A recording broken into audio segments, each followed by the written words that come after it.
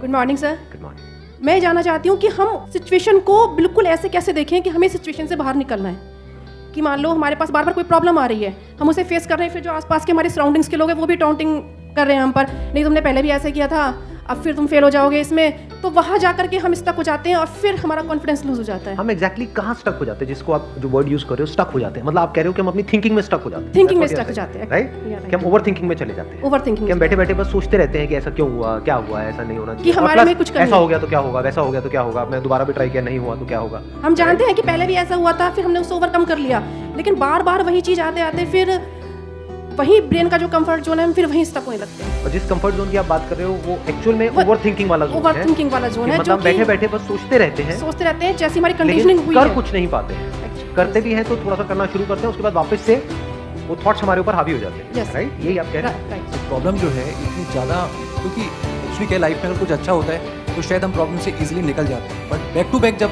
आपको फेलियर्स ही मिल रहे हैं उस टाइम पे भी आपको फिर दिखना ही बंद हो जाता है कि हाँ निकलने का भी कोई रास्ता है। प्रॉब्लम सबसे बड़ी पता है क्या है, कि सबको यही लगता है कि हमारी प्रॉब्लम सबसे बड़ी है। अगर यहाँ पर मैं एक एक करके सबको बोलूं कि आप बताओ कि आपकी लाइफ में क्या क्या प्रॉब्लम्स आई या अभी क्या प्रॉब्लम्स चल रही है, तो आई एम श्योर कोई सोच भी नहीं सकता कि अच्छा ऐसी प्रॉब्लम्स भी कोई फेस कर सकता है क्या। तो इन प्रॉब्लम्स के बावजूद भी कुछ लोग आगे बढ़ पाते हैं, कुछ नहीं बढ़ पाते हैं। That is the big question कि एग्जैक्टली हम स्टक कहां पर होते हैं। क्या हम एक्चुअल में लाइफ में प्रॉब्लम्स में फंसते हैं या उन प्रॉब्लम्स को लेकर के जो हमारी थिंकिंग है वहां फंसते हैं। सबसे पहले ये चीज हमको क्लियर होना चाहिए। तो जो हम कह रहे हैं फंस गए हैं, हम एक्चुअल में प्रॉब्लम्स में नहीं फंसे हैं, क्योंकि प्रॉब्लम्स तो सबकी लाइफ में है।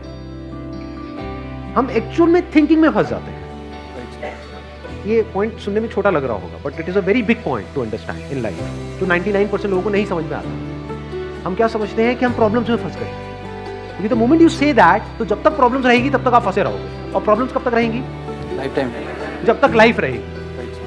बट द मोमेंट यू से कि मैं प्रॉब्लम्स में नहीं फंसा हूं, प्रॉब्लम्स मतलब लाइफ में नहीं फंसा हूं, मैं लाइफ के बारे में जो मेरी थिंकिंग है उधर में फंस गया। अब मैं उस थिंकिंग को कैसे चेंज करूं? इफ यू से दैट, तो वो आपके हाथ में पूरा कंट्रोल है। But if you ask me this question कि मेरी लाइफ की जो प्रॉब्लम्स हैं वो कैसे सॉल्व हो, तो उसका कोई जवाब नहीं, क्योंकि वो कभी नहीं होगा। आज आपकी एक प्रॉब्लम है, वो सॉल्व हो भी जाएगी, कल कोई और प्रॉब्लम आ जाएगी, परसों कोई और आ जाएगी, फिर कोई और आ जाएगी, फिर कोई और आ जाएगी। तो कैसे हम अपनी थिंकिंग को चेंज करें? सिंपल, थिंकिंग चेंज हो गई तो सब चेंज हो जाएगा, क्योंकि प्रॉब्लम्स को देखने का नजरिया बदल गया तो प्रॉब्लम बदल गई। एक बंदा जिसकी थिंकिंग नहीं फंसी हुई, उसको आप चारों तरफ से फंसा दो, वो निकल जाएगा। लेकिन जिसकी थिंकिंग फंसी हुई है, उसको आप जा करके दुनिया जहान के सारे रिसोर्सेज दे दो, पूरा का पूरा खजाना भी दे दो, तब भी वो नहीं निकलता, तभी रोएगा जाकर, क्या आप मेरे को चारों तरफ खजाने से कैद? अरे भाई खजाना है, कैद नहीं है। देखे ना ऐसे लोगों को जिनके पास में सब कुछ है लेकिन रोते रहते हैं। तो सब कुछ मिलना इज नॉट अ सॉल्यूशन। जिनकी लाइफ में कोई प्रॉब्लम नहीं है वो भी रो रहे हैं। तो अब आता है कि इसका सॉल्यूशन क्या है, कि we are stuck in our thought process, how to get out of it. तो सबसे पहली चीज ये समझनी है, ज्यादा सोचने से कुछ नहीं होता है, सही सोचने से होता है। अभी सही सोचना क्या है? What is right thinking, not positively सोचना। इसको भी ध्यान से समझ लेना। पॉजिटिव सोचना क्या सही सोचना होता है? फॉर एग्जाम्पल, आगे आप जा रहे हो, किसी जंगल में हो और आगे दलदल है, और आप पॉजिटिव सोच रहे हो, मेरे साथ में कभी कुछ गलत हो ही नहीं सकता, मैंने ताबीज पहना हुआ है, ये मुझे बचाएगा। बहुत लोग हैं बहुत पॉजिटिव है लाइफ को लेकर के, बट क्या उनकी सोच सही है? अभी सही सोचना क्या है? मेरे हिसाब से मतलब इंटेलिजेंसी से सोचना, ये मतलब कुछ ऐसा सोचे कि आगे जाके हमें कोई हानि ना हो, ये एक इंटेलिजेंट माइंड से सोचे। अभी इंटेलिजेंट क्या है और फूलिश क्या है? एक है फूलिश तरीका सोचने का, बेवकूफों की तरह सोचना, एक है इंटेलिजेंस के साथ में सोचना। What is intelligence? जिसको हम इंटेलिजेंस कहते हैं, वो इंटेलिजेंस क्या है? साइंस को इंटेलिजेंस कह सकते हैं? नहीं कह सकते, नहीं कह सकते।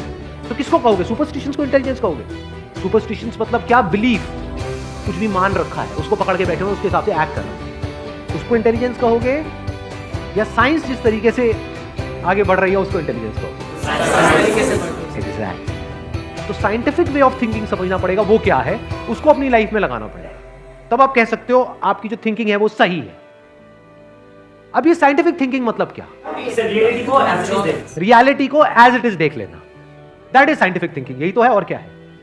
There are laws of this universe, उसको एज इट इज देख लेना, उसको ऑब्जर्व करना, यही तो है साइंटिफिक थिंकिंग। उन लॉज को बदलना नहीं, क्योंकि साइंस बदल नहीं सकती उन लॉज को। लॉ ऑफ ग्रेविटी को साइंस बदल नहीं सकती है, उस लॉ को समझ करके उसके हिसाब से एक्ट कर सकती है। इसी साइंटिफिक थिंकिंग को अगर हमको अपनी लाइफ में लगाना हो तो इसका मतलब क्या?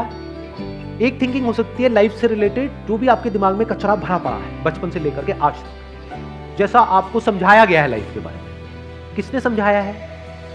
वो लोग जो खुद नहीं समझते, लाइफ के बारे में अपने अपने बिलीव्स बनाए, अपने अपने स्टैंड पॉइंट से लाइफ को देख रहे हैं। फॉर एग्जाम्पल, कोई हिंदू है तो एक तरीके से लाइफ को देख रहा है, तो मुस्लिम है तो अलग तरीके से लाइफ को, क्रिश्चियन है तो अलग तरीके से देख रहा है। क्या सही है इन तीनों में से? कि तीनों को सही थिंकिंग कह सकते हैं ना, क्योंकि आपस में लड़ झगड़ रहे हैं। साइंस में कोई लड़ाई झगड़ा होता है? अगर मैं किसी साइंटिफिक फैक्ट के बारे में बात करूंगा, क्या कोई हिंदू मुस्लिम क्रिश्चियन आकर के आपस में लड़ सकते हैं? नहीं। तो ये सही थिंकिंग। एक है जो हमें सही लगता है, एक है जो सही होता है, दोनों में जमीन आसमान का फर्क। एक है जो आपको सही लगता है, एक है जो सही है। तो साइंटिफिक थिंकिंग का मतलब क्या, अगर इसको हमको लाइफ में लगाना हो तो, यानी लाइफ को आप एज इट इज देखो, ऑब्जर्व करो, फिर उसके बारे में सोचो। This is scientific thinking. और ये जो फंडा जिसकी मैं बात कर रहा हूं, इसको आप लाइफ के किसी भी एस्पेक्ट में लगा सकते हो। इसको बिजनेस में लगा सकते हो, इसको जॉब में लगा सकते हो, इसको रिलेशनशिप में लगा सकते हो, इसको हेल्थ में लगा सकते हो। बिजनेस क्या है अगर रियलिटी को एज इट इज देखना नहीं है? अभी जो आपने कहा कि बिजनेस में सब झूठे भरे पड़े हैं, क्या ये सच है या आपका अपना एक स्टैंड पॉइंट है? अभी इन्होंने बोला कि बिजनेस में सब झूठे भरे पड़े हैं। अभी ऐसे ही यहाँ पे मैं अलग अलग लोगों से अलग अलग बातें पूछूंगा ना, तो सब बड़े कॉन्फिडेंस से बोलेंगे, as if they know it for sure. जैसे मैं पूछूंगा, हाँ भाई यहाँ पे किसी मेल का किसी का ब्रेकअप हुआ होगा, तो सारी लड़कियां ऐसी होती हैं, सब धोखेबाज हैं। ऐसे ही कोई लड़की से पूछूंगा, वो आकर के बोल देगी, सर ये तो मर्द जात तो है ही ऐसी, इससे कुछ हो ही नहीं सकता। क्या ये सच है? या आपका अपना एक स्टैंड पॉइंट है, अपना आपका एक बिलीफ है?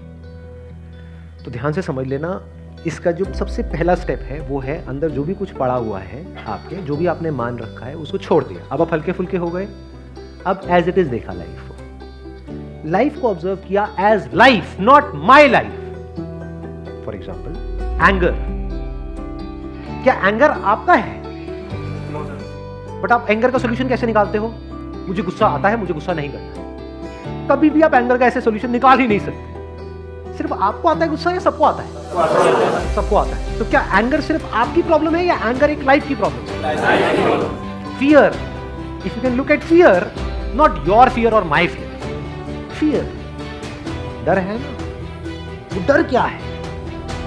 Can you look at it? इसको बोलते हैं साइंटिफिकली चीजों को देखना। रिलेशनशिप, नॉट माई रिलेशनशिप और योर रिलेशनशिप, रिलेशनशिप। इस तरह से जब हम चीजों को देखते हैं ना, not from a subjective point of view but from an objective point of view, जैसे एक साइंटिस्ट देखता है, जैसे एक साइंटिस्ट ऑब्जर्व करता है, वहां पे ना खुश हुआ जाता है, ना परेशान हुआ जाता है, ना पॉजिटिव हुआ जाता है, ना नेगेटिव हुआ जाता है। This positive and negative is your stand point, is a subjective point of view. In objective reality, उसमें खुश क्या होना है और दुखी क्या होना है, वहां पर सब कुछ क्लियरली नजर आ रहा होता है। वहां पे कभी भी हमारी थॉट प्रोसेस स्टक नहीं होती, हम फंस ही नहीं सकते। बिलीफ्स में आप गारंटेड फंसोगे। शॉर्ट टर्म में वो अच्छे लग रहे होते हैं क्योंकि वहां पे कंफर्ट मिलता है।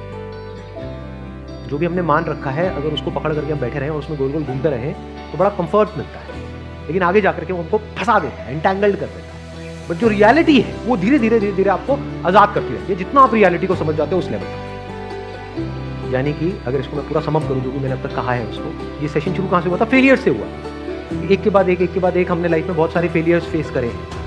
तो अब अपने फेलियर्स को ऑब्जर्व मत करो, अपने को बीच में से हटा दो। ऑब्जर्व करो ये जो फेलियर्स हैं ये क्या है। तो you will start seeing the nature of those failures, you will start seeing the causes of those failures. For example मेरी लाइफ है, अगर मेरे को उसको ऑब्जर्व करना है, दो तरीके हो सकते हैं। एक ये, मैं अपनी लाइफ में थोड़ा सा जा रहा हूँ जिससे कि आप उसको रिलेट कर रहे हो। मैंने पास में कुछ गलतियां करी, बहुत बड़ी बड़ी गलतियां, मेजर लॉसेज हुए। तो एक एंगल तो ये हो सकता है, मैं ऐसा कैसे कर सकता हूं। दूसरा ये है कि मैं ऑब्जर्व करूं कि एग्जैक्टली वो गलती क्या थी और उसका कॉज क्या था। वो दिख जाता है, अच्छा उस टाइम पे वो ग्रीड बहुत ज्यादा हावी हुई थी। अच्छा ग्रीड क्यों हावी हुई पड़ी थी?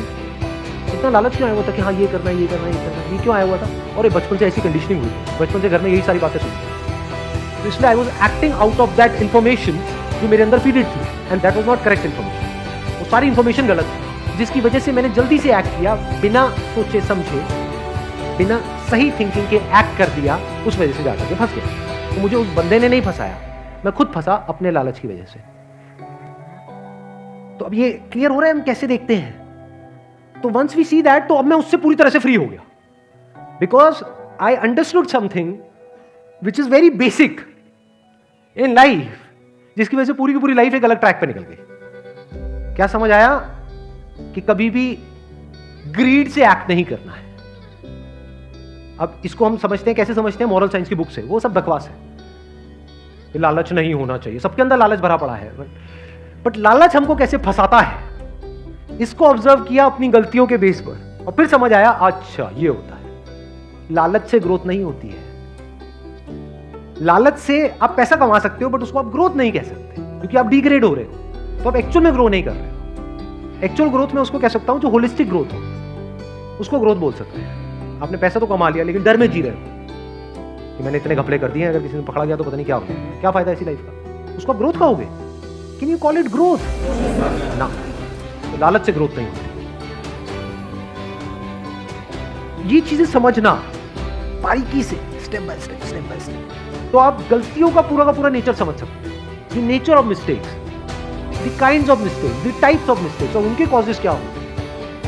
और जैसे हमको ये सब समझ आ जाता है और साफ दिखने लग जाता है, तो वो गलतियां होनी हमसे बंद हो जाती हैं। और जितनी भी गलतियां हो सकती हैं, उन सबके अगर नेचर समझ आ जाते हैं, तो गलतियां होने की पॉसिबिलिटी फ्यूचर में ऑलमोस्ट खत्म हो जाती है।